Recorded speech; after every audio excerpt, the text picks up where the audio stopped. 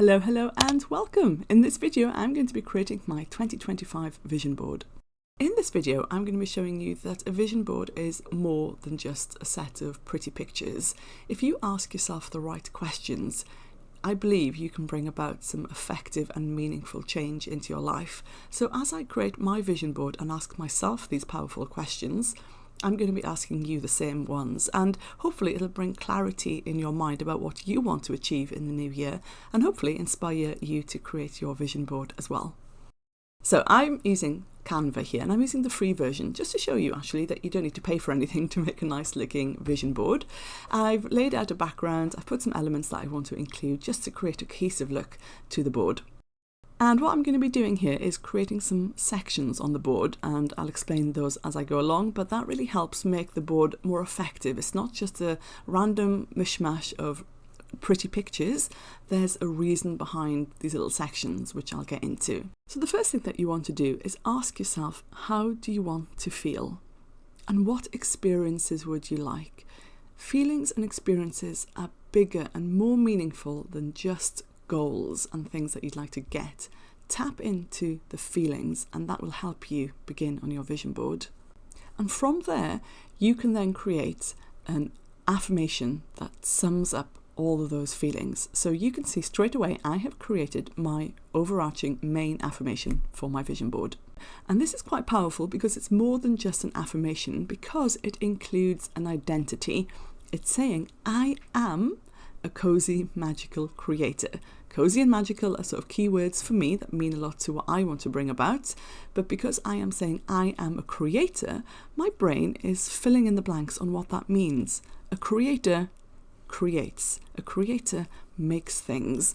And that is what I want to have in 2025. I want to make more things because I have learned that being creative has really helped my self-esteem. But if you want to change something in your life, consider having an affirmation that includes an identity.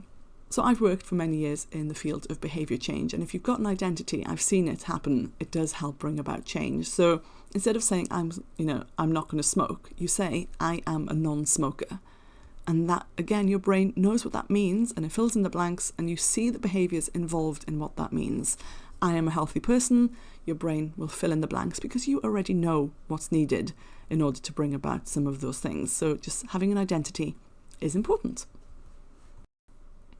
So I'm now writing a list that you could argue are goals. However, that word is never very inspiring to me. I'm more focused on what I want to experience and what I want to create. So I'm writing a little list here of things that I'd like to bring about and experience in the new year. So I'd like to create little kits that can help other people feel creative. I want to keep working on my non-fiction book that I've already started.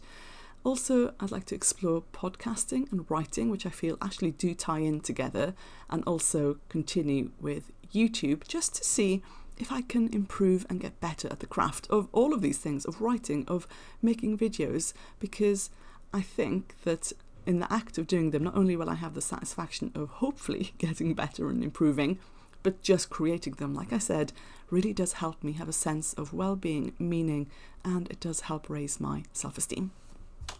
So in order to make these things happen, I am going to have to take action. I'm going to have to take some steps to create these experiences in my life, but that's not going to be on the vision board. I'm not going to write down and plan every step that I might need to take to make these happen. However, I am going to write down sort of the main point that I need to remember in order to make them happen, and I'll come back to that in a moment. You'll see me write that down in a second.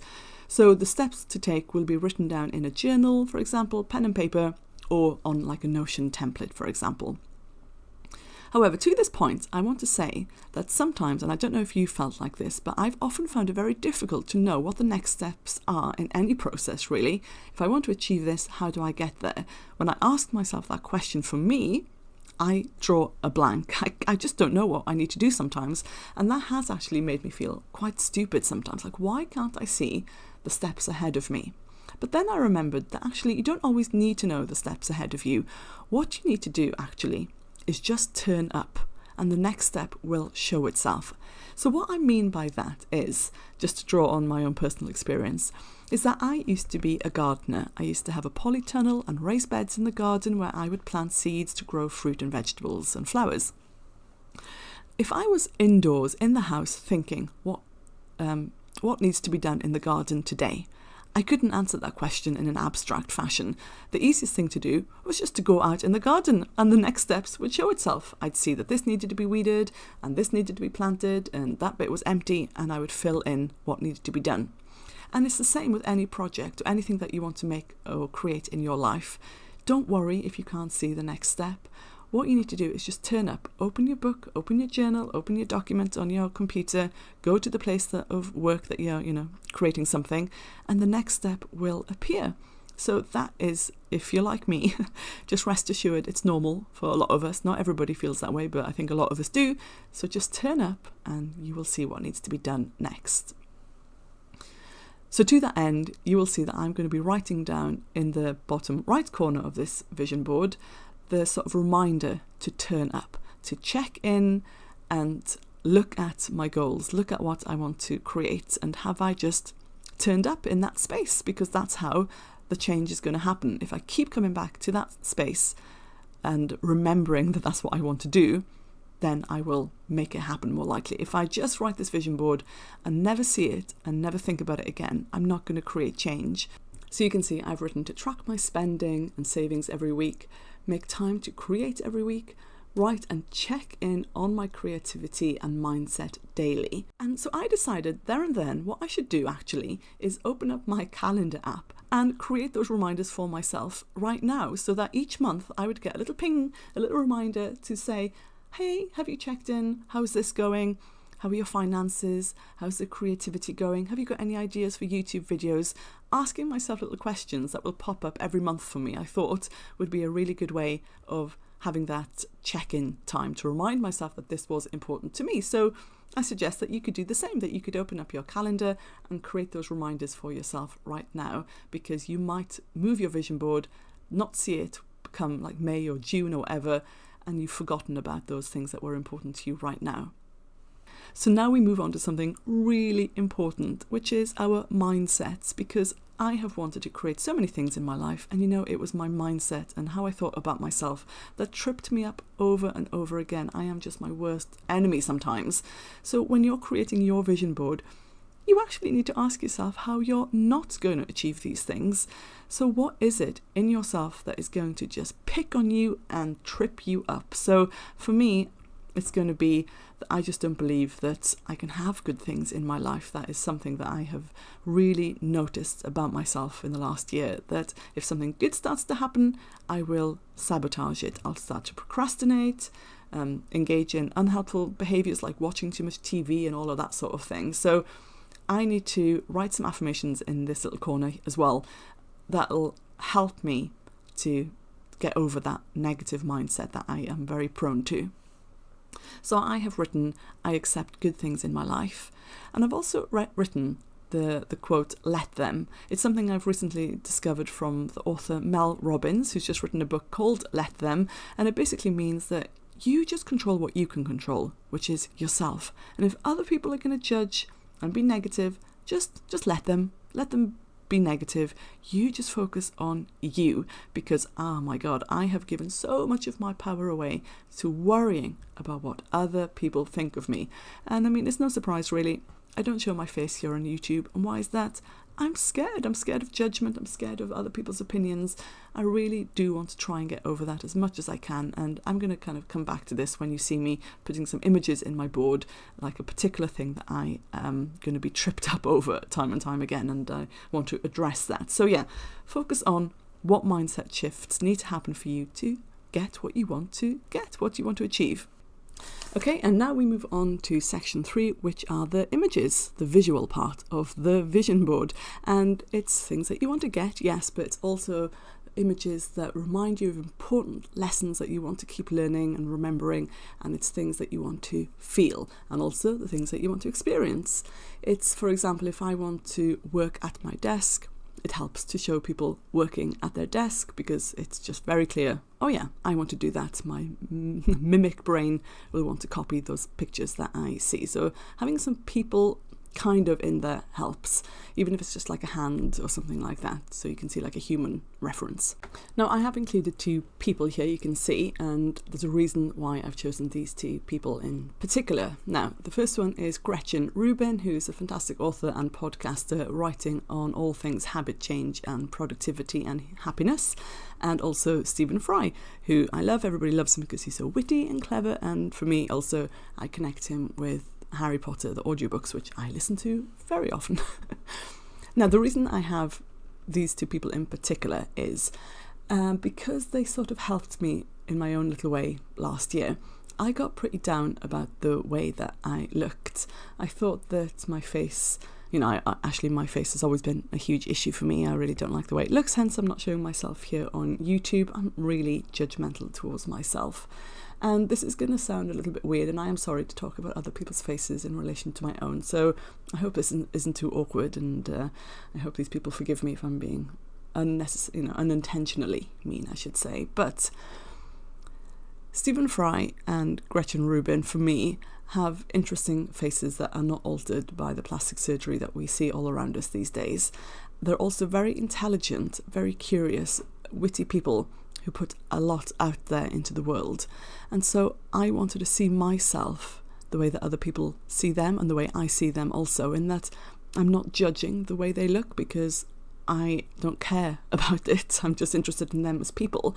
I wish that I could do that to myself and to remind myself that perhaps other people might see me in that way, that they just enjoy what I bring and it doesn't really matter what I look like. So without wanting to be mean or anything, in like comparing my face to their faces, but the fact that Stephen Fry has a nose that I feel my nose is also a little bit like his, and that who cares? That's kind of why they're there. A YouTuber I very recently found, shout out to Wendy from her Cozy Gaming, because she's inspired me recently, because she's in her 40s creating her cozy lifestyle, working from home, building up her cozy dream job, and that really inspires me. So she's on there too. Okay, and for the next section is inspiring quotes. Now, you don't have to have inspiring quotes, you don't have to have this section, but for me it helps me. So yes, go and find some inspiring quotes if you also want to add them to your vision board. I went on Pinterest. It is hard to credit people through this video because I have used Pinterest images, so if you want to find any of the images I've used, I'll have them linked down below and you'll see my Pinterest boards.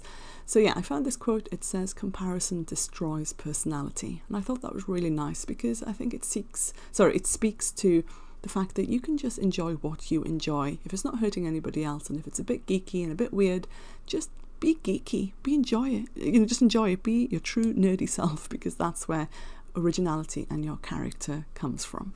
Now we move on to the last section of the vision board, and this is something I've not really seen other vision boards include, and I thought it was a good idea, so maybe you'd like to include this in yours. And it is things you've achieved already and things that you are proud of having done in your own life. It gives evidence and proof that you have achieved the things that you said you wanted to do in the past. If it was walking more, or writing something, or putting something out into the world, or quitting a job or starting a job, and if you did any of those things and you worked hard at it, put that down in this little section, because it's a lovely celebration of you and what you are capable of. And if you're a bit like me and have a tendency to be a bit negative about yourself, you will dismiss any achievements and feel a bit weird about being proud of yourself. But it's more than that in this section. It's like I said, it's proof. Look, you said you did something, or you wanted to do something, and you did it. So all these things on the board can also come true because you've got it in you. You are capable of bringing these about and bringing them into your reality. So yeah, a nice little section to celebrate the things that you have done. For me, it's having done some artwork, it's creating YouTube videos, and it's also, I got a few things that reminds me of things I enjoyed last year as well. So yes, there we have it. The finished vision board. Do you feel inspired to create your own one? And have you thought of new things to include in your own vision board? So just remember, have affirmations, link them with identity, the things that you want to bring about, and experience, the things that you want to feel. Yes, you can include some goals and the ways that you can do that, but it's more broad. Keep your tasks off the vision board, but include on the vision board how you're going to keep checking in on those tasks. Have evocative, beautiful imagery that really speaks to you and inspires you. Don't forget to include images of things that you've been proud of having achieved yourself. And yes, then you should have a very beautiful and workable vision board. I've already put mine up on my phone as a background, as a wallpaper. It'll probably go up on my PC as well as a desktop wallpaper, and keep checking in with it. And there's nothing wrong with remaking a vision board halfway through the year. If you are someone who gets bored of the same thing over and over again, you can change it. You can add new things. You can change up the colours. You don't have to just make one a year. So there we have it. I hope you enjoyed this video. If you watched all the way to the end, thank you ever so much, and I hope you found this inspiring. I wish you all the best in the new year, and I wish that all your dreams come true.